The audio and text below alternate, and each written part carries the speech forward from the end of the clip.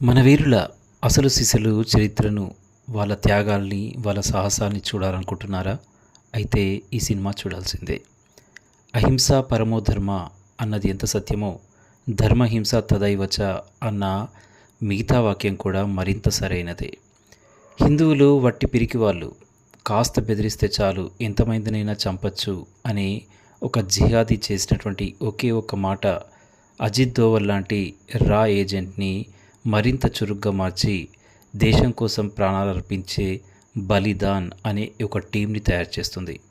ఇందులో ఒక డైలాగ్ ఉంటుంది, మై గాయాల్ హూ ఇస్లియే ఘాతక్ హూ అంటూ ఒక డైలాగ్.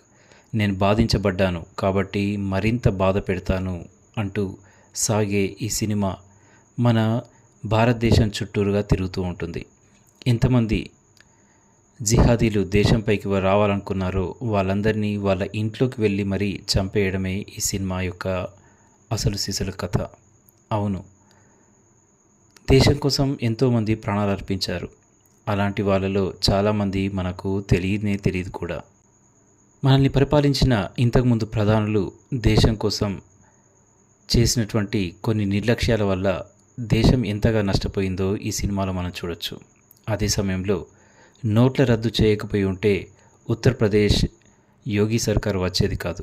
అది రాకపోయి ఉంటే ఇప్పుడు జరిగినటువంటి ఇన్ని అద్భుతాలు కూడా మనం చూసేవాళ్ళం కూడా కాదు. సినిమాలోని ప్రతి పాత్ర మనల్ని కట్టిపడేస్తుంది, అసలైన హీరోల్ని మన కళ్ళ ముందుంచుతుంది. ఒకప్పటి బాలీవుడ్లో ఉగ్రవాదుల పట్ల చూయించిన సానుభూతి, కనికరం ఇందులో ఏమాత్రం చూయించరు. మన దేశమే ముఖ్యం అంటూ సాగే ఈ సినిమా ప్రతి ఒక్కరూ చూడాల్సిందే, ఆ వీరుల్ని అభినందించాల్సిందే. చివరిలో తన పని పూర్తి చేసుకుని వచ్చినటువంటి ఆ హీరో ఇంటికి వెళ్తూ వచ్చిన దారిని, ఇంటివైపున్న దారిని చూస్తూ ఉంటే క్షణకాలంలో అమ్మ మరియు చెల్లె ఇతన్ని గమనించకుండా తలుపులు వేసుకున్నప్పుడు ఆ హీరో కలలో వచ్చేటువంటి ఆ కన్నీటిని మనం ఆపలేం. ఆ సమయంలో అతను రెండు వైపులు చూస్తూ చివరిగా మన వైపు చూస్తాడు. అప్పుడు తెలుస్తుంది అలాంటి ఎందరో వీరులు చేసినటువంటి త్యాగం యొక్క విలువేంటో. దేశం ముఖ్యం, దేశం తర్వాతే మనం అని చెప్పే ఇలాంటి సినిమా మనం చూడాల్సిందే.